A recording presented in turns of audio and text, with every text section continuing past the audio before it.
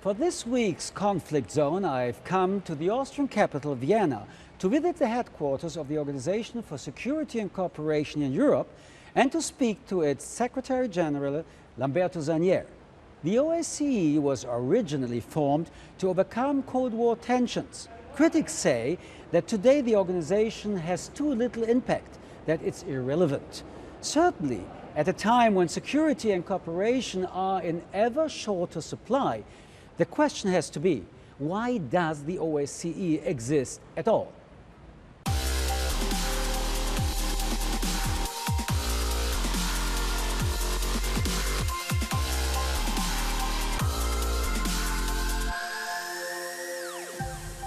Lamberto Zannier, welcome to Conflict Zone. Thank you.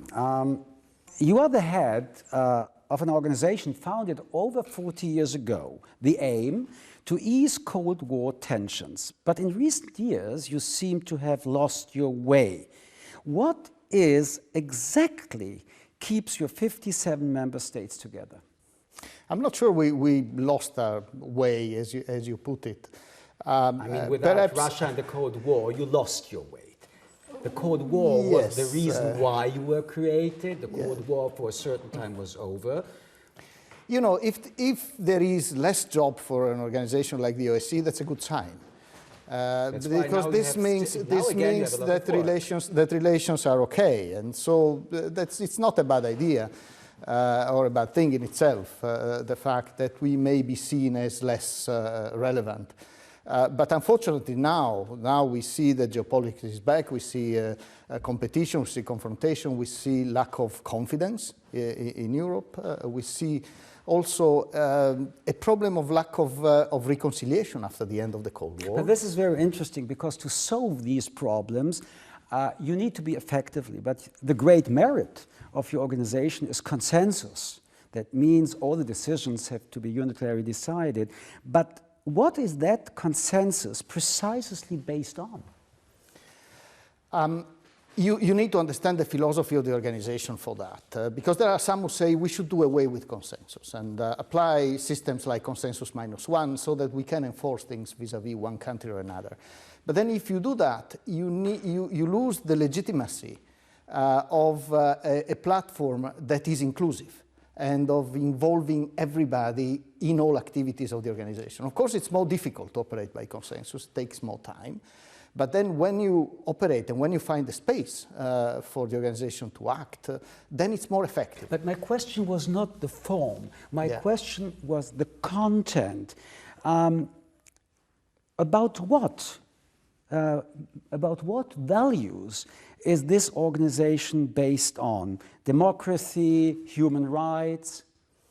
Well, OSCE, do we have consensus on these issues? OSCE is a security organization. No, I'm sorry. So, as you see it from the name... I'm sorry, no. Helsinki, the catalogue, respect for human rights and fundamental freedoms, including the freedom of thought, not only security, absolutely, but democracy, human rights. Our concept of security is a broad concept. To us, stable societies, which means societies where you have rule of law, where you have respect of human rights, are societies that contribute to a more secure environment. And this is the consensus of all of your members? Yes. Okay, yes, so when this is the consensus, are we talking about a Russian version of human rights? Are we talking about a Kazakh version of democracy, a Turkish one, or perhaps Western principles? I mean, which is it? No, we have principles and everybody agrees to the principles. The implementation may differ or the interpretation may differ, but then we have tools to address these problems. And the way that these principles or the implementation principles is interpreted by or is seen by one side or the other. We have a system that is called the peer review. Can democracy be interpreted? Can human rights be interpreted? Democracy, I think you need different answers there. Democracy, there is not a single model of democracy. So democracy must take into account culture, history, social aspect of each of the countries. So there isn't a blueprint that can be applied everywhere. We are working on Russia, on strengthening democratic institutions in, as I say, we are working on Is Russia a democracy? Russia, you don't get democracies overnight. And that's what I didn't ask you if Russia will be overnight a democracy. I ask you, is now, when we are talking, your opinion, Russia a democracy? But can I pass a judgment on any of our countries being a democracy or not? Let's start with Russia, which is an important member. If I would have asked you, is America a democracy, would you need so long time to give me an answer? Democracy is work in progress. And so there is work to be done with Russia, of course. We are looking at the issues like freedom of the media, and there are statements by representatives of freedom of the media. Are you angry if I'm interpreting that I asked you a few times, is Russia a democracy, and you didn't say yes, that you mean no? No, you're not allowed to infer, so my last conclusion chance, for that. Is Russia a democracy, yes or no? There is, and I'm not ready to give you a reply on any of our countries as to it is, and you should ask. Respected. You should human ask, rights. Yeah. Do you think that human rights are divisible? Or do you think that human rights needs interpretation? No. I think on human rights, there are conventions, there are mechanisms to address issues of violation of human rights. We do the same here. We bring countries together, and they Is Russia respecting human rights? No, there are violations of human rights in Russia, as there are violations of human rights in other countries. And so we address these violations of human rights through the mechanism that we have in the OSCE. We have fora that are specifically set up to discuss that. And Russia is part of those forums. And there are strong attacks, including from Russian civil society. Mr. Zannier, the OSCE was created in 1975 with the aim of reducing Cold War tensions. But many say the Cold War is back into full swing. How dismayed are you to hear that? First of all, I would say that now we are not in a Cold War environment. I'm sorry, you by yourself said that you are back in a Cold War dynamics. Yes, because the dialogue on some of the issues that we have on the agenda reminds us of the tones of the Cold War, and sometimes the difficulty also in making decisions on in some areas reflects the difficulties that we had at the time. On the other hand, there is a part of the agenda of the organization where there is a strong engagement and where there is a strong basis for consensus. For instance, a couple of weeks ago, we adopted a decision on cybersecurity. I don't want to speak now about cybersecurity. I'm speaking about Cold War. You are denying that Cold War is existing now, but the Russian Prime Minister Medvedev personally warned in Germany of a new Cold War. So one of your main members, who is also dedicated with the idea of Cold War, is telling us, is telling you that we are in a new Cold War. Why are you denying I don't think all the members of the OSCE would subscribe to that. Some but may I don't say believe that may somebody say who is wherever is really the country who is detecting and representing Cold War. It's Russia. Yeah, sure. I think the point made by Mr. Medvedev reflects the feeling in Moscow that there is a strong polarization in the relations with the West. Do you agree? And this is probably, yes, I agree that there is a strong polarization. Who is responsible? But I think there are many factors to this. Who is on the one hand, there is the West has probably underestimated the need to, how can I say, to reflect more deeply on the relationship with Russia in the post-Cold War phase. So the expansion of NATO and also of the EU has not taken place in a context of enough engagement with Russia. On the other hand, we have seen also changes in the Russian policy, which is now more robust in a way. It's aggressive. The military option is concrete. Yes, of course. So and we see who is more responsible? I mean, the Prime Minister of Russia was saying a new Cold War. When I'm looking what Russia is doing, I would even say there is a war. They are in Syria. They intervene wherever they have to intervene. The relationship they destabilize the European Union. Yeah. No, and I don't disagree with that. We have conflict in Ukraine, and obviously this is a sign of the tensions and of the lack of confidence I was referring to earlier. Mr. Zannier, many people are very afraid about what we are talking about. Member states, I mean, the Baltic republics, Poland and so on, are afraid about the aggressive behavior of Putin's Russia. Are they right to be afraid? I think their concerns are legitimate, and we are taking them into account. So what does it mean if you take concerns into account? This means that I give them a platform to clarify and, first of all, to express their concerns, and then to discuss them with everybody else. Poland doesn't need the OSCE to express their concerns. No, of course. I mean, really, what does it mean? And everybody can express its concerns. So what does it mean when you say you take this seriously? We take this seriously because we can follow up the expression of concerns with action. With action that can be in the area of disarmament. How are you protecting Poland?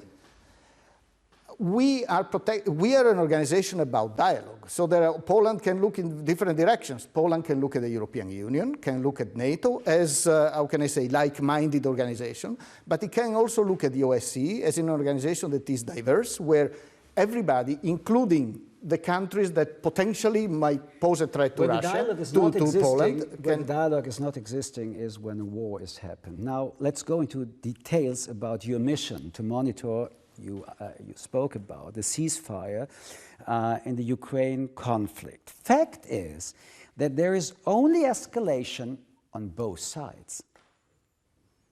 Yes, there is escalation. Unfortunately, we have seen in the last few months an increasing number of violations of the ceasefire and escalation. It means that you can't prevent ceasefire agreements in Ukraine from collapsing? No, but we can re-engage to try. We are working in this moment to try. You are working and the aggression is increasing. We're working with everybody. We're working with Russia, we're working with the United States, with the European Union. But it's collapsing. Well, if it collapses, we need to try. We need to try to rescue it. We've been successful in promoting some local ceasefires. For instance, we had... Okay, that's a great idea. You are successful in some locals, but on the great value, everything is collapsing. How frustrating is it to have no options in this game, but have to keep pretending that you do? Well, what would the situation be if you didn't have 1,000 international monitors there on the ground following the situation? What is the situation that they are there? It would be much worse. By being there, first of all, we give a unified story about what is happening in an environment that is very polarized, also in terms of the narrative. So we are, in a way, the impartial observers of what is happening. We keep being demarched by both sides because they are unhappy at some of the things we monitor and we say. I understand, I respect, but during you are doing that, thousands have died in eastern Ukraine since April 2014. The Russians are doing whatever they want. The separatists are doing whatever they want. The impression is that Vladimir Putin is winning the ceasefire.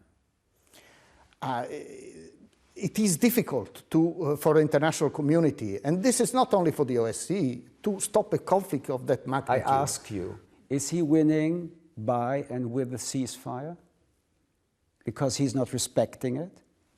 Well, it's difficult for me to how can I say, define what strategy lies behind. It's difficult because you can't speak about, because you are the Secretary General of the OSCE, or is it difficult because it's difficult? No, it's difficult because it's difficult. So then explain me why is it difficult to explain to whomever that Russia is misusing all these organizations, all these situations, is continuing to do whatever they want to do. What is the problem to say this is the problem? Well, any organization can be misused. And every country has its own agenda in the organization. We accept that. We accept that there are different ideas, there are different plans and different strategies. It's not for me to define the strategies, but for me is to bring the people around the table and to try to force them. What's your today's result? Every day, new situations where you failed. What's your result? How's your summary for today? As I say, my summary it got better? Well, last week I rescued 300 people that were stranded in the no man's land. There are people killed every day, but how do you solve that? You throw NATO inside to fight against the separatists on the Ukrainian side? Will that be a solution of the conflict? Is the solution that we let the Russians do what they want to do? They are not so ashamed as you are saying, not so shy to bring military investments in this area. No, but a number of countries of the organizations do blame Russia for what is happening. Therefore, they have applied sanctions on Russia. So that is also a logic in the OSCE. So let's talk about the beautiful work you're doing. We also see regular reports on OSCE observers attacked, even kidnapped, cars torched. How can you protect others when you can't hardly protect yourselves? The mandate we have is not a mandate of protection, it's a mandate of monitoring and assisting in the political process. So we are trying to assist in the implementation of Normandy. And of course, I have to also make sure that my people are protected. And so we are pushing them to... Should your monitors be armed? We've been thinking about that. But what's your opinion on that? My opinion at this point is that it's probably better to keep them unarmed. But because that means that they can be kidnapped, they can be attacked, and they can't react on that. Yeah, you want that? But we are dealing with militias that are armed with very heavy and rather modern weapons. So do you think an armed peacekeeping force could protect itself from that kind of... The UN is doing that. The UN is doing it. Yes, but in different environments. No, the UN is doing it in environments where wars are daily experienced. Yeah, the UN is looking with interest at the experiment of a semi-military or quasi-military civilian mission. And we managed to build relations with the people because we are seen as non-threatening. Yes, but you yourself have said already a year ago in an interview, I quote, "We are dependent on collaboration with the Russian-backed militia, but they only take us where they want us to be." That is still the case in many instances, in fact. So the bottom line limited freedom. You can't go to Crimea when they don't want. And we are saying it. So what is your mission? What are you controlling? What are you telling to the public when even you can't go to Crimea? First of all, the gist of the operation now is on the Donbass area. We are dealing with Crimea-related issues. We are dealing with the Tatar minority and all that. But we didn't recognize as the OSCE the referendum that was organized there because it didn't reflect the law at the time. So to us, Crimea remains an issue that is unresolved. Sounds good, but it's not the only one. There are 37 land crossing points between Russia and Ukraine. And your unarmed observers are present at just 2 of them. How do you expect people to take you seriously? 37, you are represented on 2. Yes, of course, not all 37 are not controlled by the Ukrainians, but of the ones that are not controlled by the Ukrainians, which is about 14 or 15, we are present only in 2. And I take your point. We've asked the Russians to be present in all others and to be able to have patrols also moving between these crossing points. The Russians are not accepting. We are frustrated because we would like to have access everywhere. We don't have access to everywhere, but we have access to lots of places. We talk to the people. It's interesting, not to everywhere, but to some places. Let's say like that. Well, we go... Less places than more. We have, as we speak now, we have dozens of patrols around the Donbass area. And the extent of territory that we are able to control, I think is not insignificant. We have also equipped our monitors with technical means. We have satellite imagery, we have now UAVs, drones, that take pictures. Sounds beautiful. Sounds optimistic, but the EU is still not so optimistic about the crisis and recently extended sanctions against Moscow. Was that the right move, yes or not? That's really for the EU to discuss, to decide, and it's really not my issue. What I need. Is it helping you? I need conditions to be created on the ground in whichever way. Are the sanctions good or not good for your work? Do you agree or not? It's not such a complicated question. And really, you can't be surprised about that. Right. The sanctions are part of the relationship between the West and Russia. Like it? If the sanctions, well, I don't see in Donbass a direct impact of the sanctions in this moment. Yes or no? Is it a constructive measure? Yes or no? Well, it's part of this complex relationship. Okay, this is the diplomat. Okay, so now let's go back to where we started the conversation, human rights and democracy in your member states. Let's start with Russia. Democracy needs political decisions. Opponents are still being jailed in Moscow or are disappearing forever. Of course, democracy means freedom of expression and means space also for opposition. And I think in a country... Are you condemning that? Well, in a country like Russia, I think the opposition should need more space. But then we also see... Of course, I'm condemning that. But I also note that during the elections, the current president is getting a very strong support from the Russian people. After started the war, yes, it was a war, no? Who gave him the support? Well, I'm not sure you can only link it to the war. He got elected before. Let's take another example. Yeah. Another principle of yours is the protection of the freedom of sexual orientation. In Russia, homosexuals are being persecuted. You condemn it? Right. Well, we are against every form of discrimination in the OSCE. Of course, we condemn discrimination. Okay. Violence is a daily experience for them. Basic values are being trampled. Why are you speaking so quietly about all these scandals? I mean, it's a part of your organization. You are not only here because of security. The idea are the respect of human rights, equal rights, and self-determination. Why don't we hear more about that? Because this is, and the method of the OSCE is that it is the participating states, it is the countries themselves that have to address each other and the violations that they do. So why are you not intervening? You are representing this organization. You are the Secretary General. Where is the, let me ask you it in another way. Where's the problem? The problem is the method that has been agreed. And we have meetings where these things are discussed. Okay, so let's have a meeting. Let's have now together a meeting. Viktor Orban, the Prime Minister of Hungary, came out of the peak of the European refugee crisis and said his country would not take Muslims, only Christians. How does that fit with the OSCE principles? That's a form of discrimination that obviously is not acceptable in the OSCE. Is Orban violating human rights principles, yes or no? Well, if a statement like this is not in line with the OSCE principles. So Orban is violating it. Yes. Yes, okay. Let's take another example, Turkey. Turkey, where the government recently took control over the opposition newspaper Zaman. The OSCE calls, I quote, on the Turkish authorities, you talked that, to urgently engage in efforts to reverse this negative trend.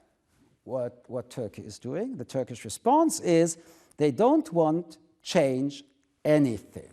Yeah, well, we'll keep insisting. We'll keep insisting. But nobody's respecting your intervention. Right, but then what? I think our job is to expose the problems. Okay, so let's expose even more. Turkey. Let's use the newest example. There was a satirical video in the German television. The German ambassador in Ankara had to justify that Germany allows such criticism about Erdogan and his government. Press freedom? Well, press freedom? We stand in favor of freedom of the press. Yes, okay, so once you intervened, you can intervene a second time now. Okay. What do you want to say, Mr. Erdogan? I think he should take more seriously the principles of the organization of which Turkey is a member. Okay, I make a restart. What do you want to say to Mr. Erdogan about the freedom of speech and the freedom of press? I think we would like to see more freedom of speech and more freedom of the media in Turkey, Mr. Erdogan. But on this, again, this is something that has to be done with the backing of all the countries of the organization. Does it mean so that this you don't needs have to be backing? brought? This needs to be brought on the agenda of the organization. Do you have the backing for that? Well, you should ask our countries to what you, extent I mean, they are. You have the meetings with them. I can only ask you. You are the best informed man about that. We have an institution that is dealing with human rights, etc. And the head of the institution is dealing. Who is backing you for the press freedom? The majority of your member states or the minority? I would say everybody. We have an institution that is dealing with the freedom of the media, and there is a special representative of the participating states who acts independently. And very efficiently. Yeah. Well, thank you very much, Mr. Zannier. She is engaging to speak with you. Thank you. Thank you. Thank you. Thank you very much.